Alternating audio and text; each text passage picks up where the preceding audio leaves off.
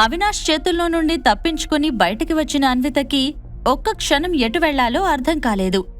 Exhibition జరుగుతున్న వైపు పరిగెడితే show disturb అవుతుందని ఆమెకు తెలుసు. దానికోసం చుట్టూ చూస్తున్న ఆమెకు ఎగ్జిబిషన్ హాల్కి ఒక చివరన ఉన్న సన్నటి దారి కనిపించింది. అంతే, ఇంకొక క్షణం కూడా ఆలోచించకుండా అటువైపు పరిగెడుతున్న అన్విత అనుకోకుండా ఒక నడివయసు వ్యక్తిని గుద్దుకుంది.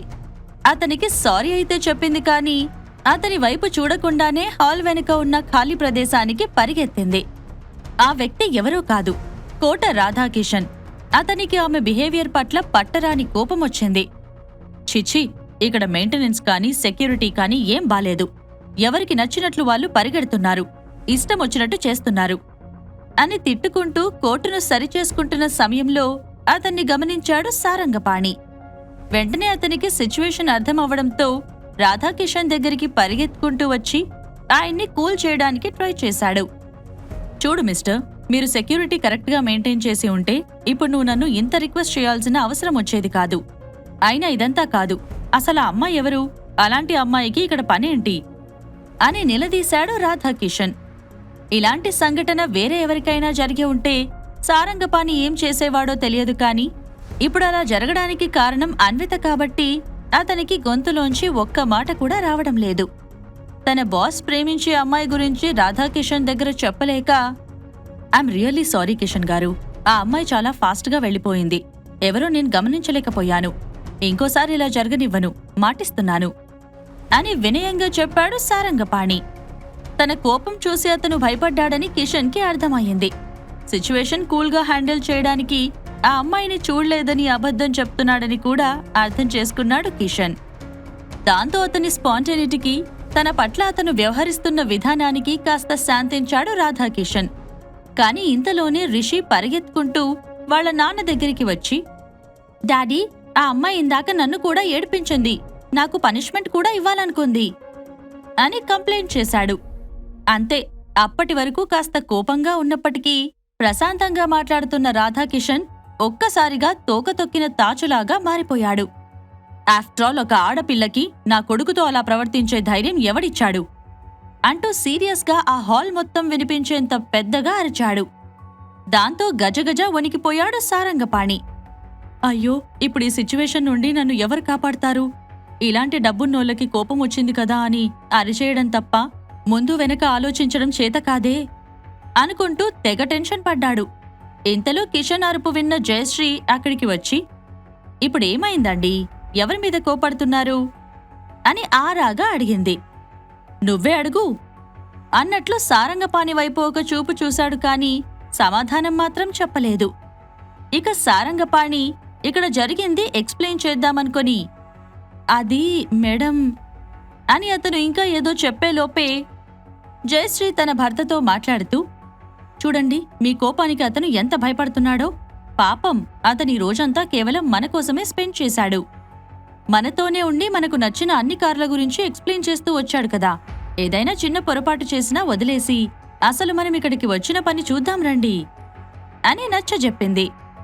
అమ్మా, నా పాలిట దేవతలాగా వచ్చారు మేడం అనుకుంటూ రెండు చేతులు జోడించి ఆమె వైపు తిరిగాడు సారంగపాణి.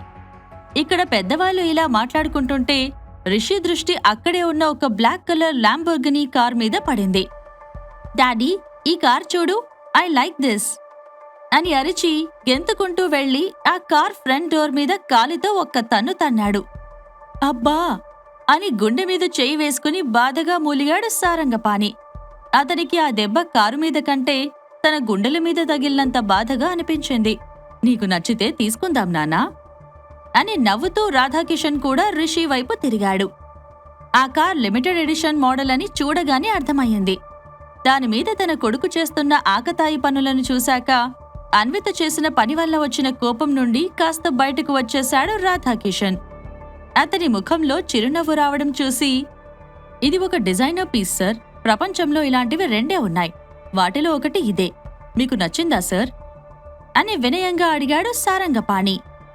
కాస్త ఆగవయ్యా, నా కొడుకు దాన్ని టెస్ట్ చేస్తున్నాడు కదా, నచ్చితే నేను చెప్తాలే, నీ పని నువ్వు చూసుకో అని అతని మీద విసుక్కుని, నాన్న రిషి, నీకు నచ్చినట్టు నువ్వు ఎంజాయ్ చేయి, దేనికి భయపడకు నీ వెనుక నీ డాడీ ఉన్నాడు అని ముద్దుగా గారం చేశాడు. అతని మాటలు వింటుంటే డబ్బుంది అన్న పొగరుతో అతనే తన కొడుకుని ఇలా తయారు చేస్తున్నాడు అన్న విషయం సారంగపాణికి అర్థమయ్యింది. కాని వాళ్లను ఆపలేని పరిస్థితి తనది.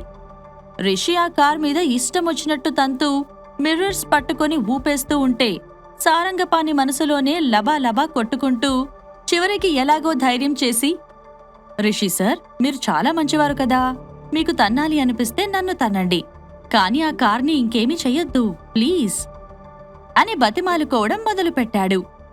అక్కడ సిచ్యువేషన్ పిల్లికి చెలగాటం, ఎలుకకి ప్రాణ సంకటంలాగా ఉంది. సారంగపాణి ఏడుస్తుంటే సూరజ్ రిషి పిచ్చి పట్టినట్లు నవ్వుతూ తన ఫైటింగ్ స్కిల్స్ అన్నీ ఆ కారు మీద చూపించసాగాడు. ఇంతలో మేకప్ రూమ్ దగ్గర నుండి రాఘవ్ వస్తూ కనిపించాడు. దాంతో ఈ సిచ్యువేషన్ మీరే హ్యాండిల్ చేయాలి రాఘవ్ సార్ అనుకుంటూ ఆయన దగ్గరికి పరిగెత్తాడు సారంగపాణి.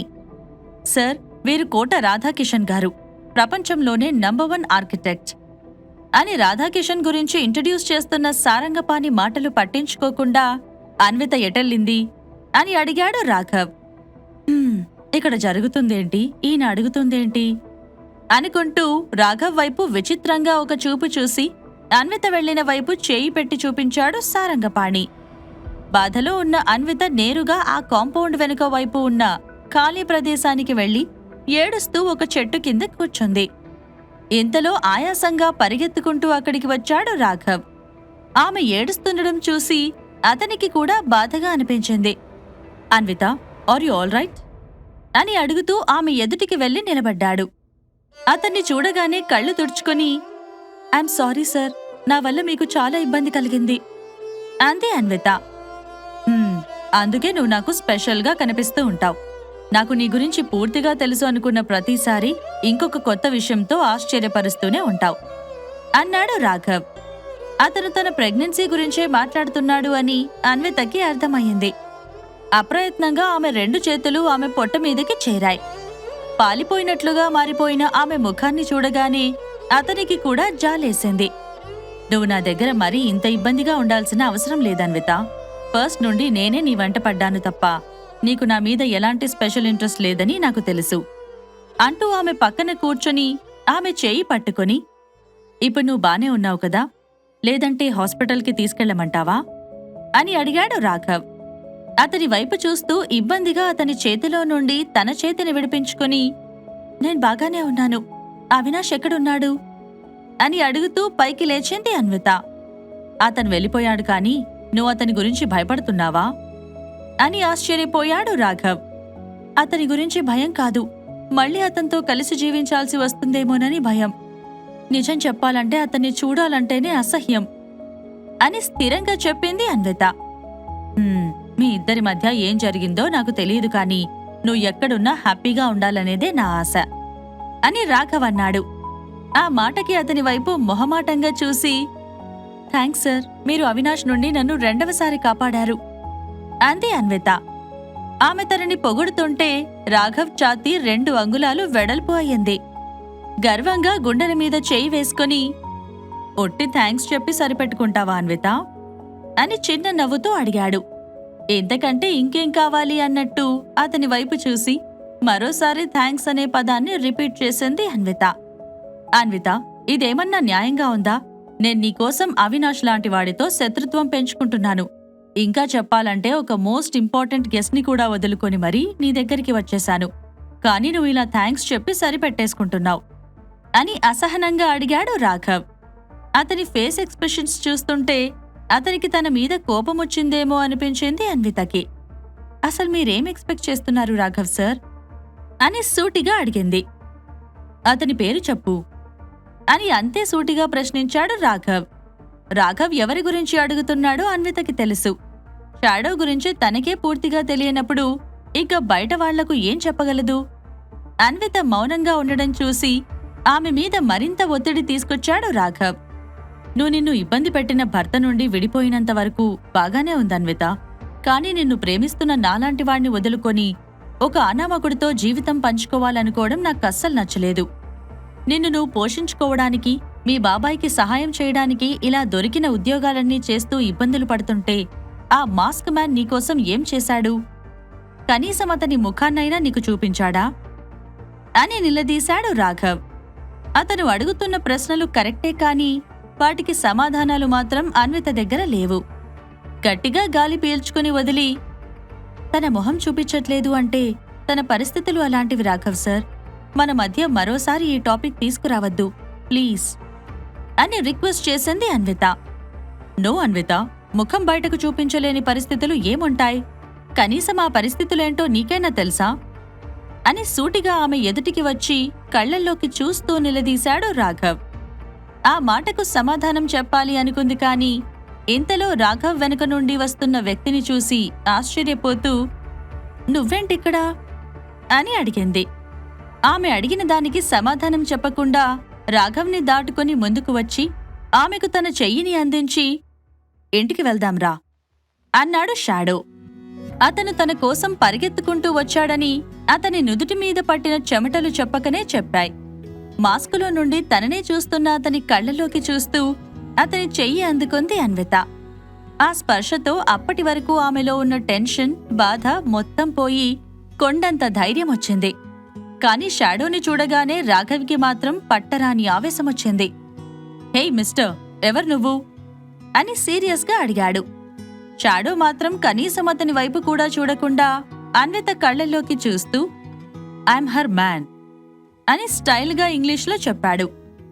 ఓహో అలాగా, కాని అన్విత సమస్యలో ఉన్నంతసేపు ఏం చేస్తున్నావు? పబ్లిక్గా ముఖం చూయించే ధైర్యం కూడా లేని నువ్వు అన్వితని కాపాడగలవా అని కోపంగా ప్రశ్నించాడు రాఘవ్. నా సంగతి తర్వాత, నేను కాకుంటే నువ్వు తనని కాపాడాలి అనుకుంటున్నావా అని నవ్వుతూ అడిగాడు షాడో. అవును, నీతో పోల్చుకుంటే నేనెన్నో రెట్లు బెటర్. నా ప్రేమను అర్థం చేసుకుని ఒక్కసారి తను నా చేయి పట్టుకుంటే చాలు, జీవితాంతం నేను తనకి తోడుగా ఉండడానికి సిద్ధంగా ఉన్నాను అని కాన్ఫిడెంట్గా చెప్పాడు రాఘవ్. అలా అయితే మంచిదే కాని అసలింతకీ నీకు అన్వితలో నచ్చిందేంటి? తన అందమా, తన నేచరా అని అడిగాడు షాడో. నువ్వు నన్ను టెస్ట్ చేయాల్సిన అవసరం లేదు మాస్క్ మ్యాన్. అన్వితకి సంబంధించింది ఏదైనా నాకిష్టమే. అసలు తన భర్త కంటే ముందు నేను చూసి ఉంటే తన జీవితం ఇంకోలా ఉండేది అంటూ అన్విత మీద తనకున్న ప్రేమను గొప్పగా వ్యక్తం చేశాడు రాఘవ్. నీ ఆలోచన బాగానే ఉంది, బట్ తన భర్త కంటే ముందు నువ్వు తనని కలవచ్చేమో కాని నాకంటే ముందు మాత్రం కలవడం అసాధ్యం అని నవ్వుతూ చెప్పాడు షాడో. అతను చెప్పిన దానికి అర్థమేంటో రాఘవ్తో పాటు అన్వితకి కూడా అర్థం కాలేదు. ఆశ్చర్యంతో తన వైపే చూస్తున్న వాళ్ళిద్దరినీ చూసి చిన్నగా నవ్వుతూ, అన్విత నాకు స్కూల్లో చదువుకునే రోజుల నుండి తెలుసు. 10 సంవత్సరాల పైగా నేను తనని ఫాలో అవుతూనే వచ్చాను అని కూల్గా చెప్పాడు షాడో. ఆ మాటలకు రాఘవ్ నోట మాట రానట్లు సైలెంట్ అయిపోతే, స్కూల్ నుండి నేను నీకు తెలుసుంటే నువ్వు నా క్లాస్మేట్వా అని ఆతృతగా అడిగింది అన్విత. కాదు అని సింపుల్గా చెప్పాడు షాడో. మరి నీకు నేను ఎలా తెలుసు? నువ్వు నా పక్కనే ఉన్నా అన్ని సంవత్సరాలు నాకు తెలియకుండా ఎలా ఉంది అంటూ అయోమయంగా చూసింది అన్విత. ఎందుకంటే నీకు ఎదురుపడ్డానికి నేను భయపడ్డాను అంటూ అన్విత ముఖాన్ని తన చేతుల్లో పట్టుకొని ఆమె కళ్లల్లోకి బాధగా చూస్తూ చెప్పాడు షాడో. అప్పటికి రాఘవ్ కూడా తేరుకున్నాడు. మాస్క్ మ్యాన్ తనని డైలమాలో పడేయడానికి అలా మాట్లాడుతున్నాడని అనుకొని, ఎప్పటినుండో నీకు తెలుసుంటే తను వేరే వాళ్ళని పెళ్లి చేసుకుంటున్నప్పుడు ఏం చేశావు? నీ ప్రేమను చెప్పకుండా ఎందుకు దాక్కున్నావు అని నిలదీశాడు రాఘవ్. ఎందుకంటే నా దృష్టిలో అన్విత లాంటి దేవతకి నేను సరిపోను అనుకున్నాను. అందుకే నాకంటే అందంగా ఉండే అవినాష్తో తను హ్యాపీగా ఉంటుందని భావించాను. అప్పట్లో ఆ నీచుడు తనని ఇంత బాధ పెడతాడని నేనస్సలు ఊహించలేదు. కాని ఇప్పుడు నా అన్వితకి పర్ఫెక్ట్ పార్ట్నర్ అంటే తన పక్కన అందంగా కనిపించేవాడు కాదు, తనను సురక్షితంగా చూసుకునేవాడే అని నమ్మాను. కాబట్టి నేను తన జీవితంలోకి వచ్చాను అంటూ అన్వితకి తన జీవితంలో ఎంత విలువ ఉందో వివరించాడు షాడో. ఇంతలో అన్వితకి ప్రవీణ్ గుర్తొచ్చాడు. ఒకవేళ తన ఎదురుగా మాస్కులో ఉన్న వ్యక్తి అతనేమో అనిపించి, అయితే మరి నువ్వు ప్రవీణే కదా అని సందేహంగా చూస్తూ అడిగింది. ఇప్పుడు షాడో ఏం చెబుతాడు? ఈ ప్రశ్నలకు సమాధానాలు తెలుసుకోవాలంటే నెక్స్ట్ ఎపిసోడ్ వినాల్సిందే. క్రింద ఇచ్చిన లింక్ ని క్లిక్ చేసి పాకెట్ ఎఫ్ఎం యాప్ ని ఇన్స్టాల్ చేసుకోండి. Stay tune to pocket FM.